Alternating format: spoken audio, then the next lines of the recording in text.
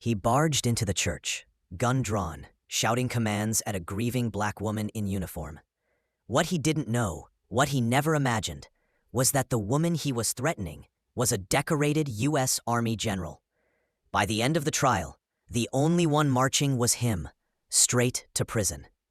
It was a rainy Sunday in Arlington. A flag-draped coffin rested at the altar. Rows of soldiers, family, and dignitaries filled the pews to honor Colonel Richard Owens, a 30-year veteran. Among them, standing tall in full-dress uniform, was General Aisha Monroe, his only daughter and the highest-ranking black woman in her division. As the church choir softly ended their hymn and the final salute prepared to begin, a commotion erupted near the side door. Officer Kyle Denton, a white police sergeant from a neighboring district, stormed in with his weapon raised. "We got a report of a woman impersonating military personnel," he shouted. Gasps, panic, his gun pointed directly at Aisha. She didn't flinch. She didn't blink. She slowly raised her hand, not in surrender, but to reach into her coat and pull out her military ID, Gold Star badge, and Pentagon clearance card.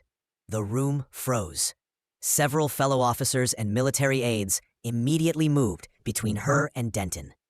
"Put your weapon down," one barked. But Denton didn't.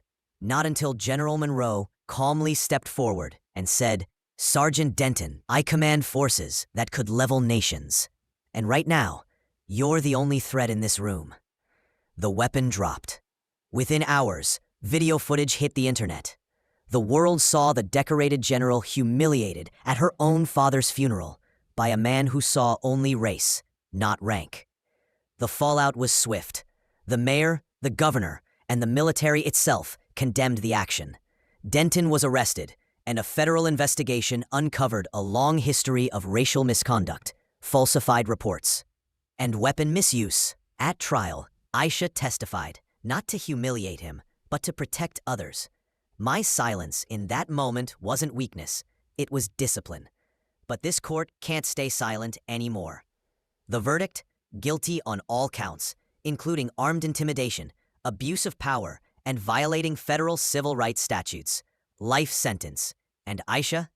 She returned to the podium a week later to deliver her father's eulogy in full honor.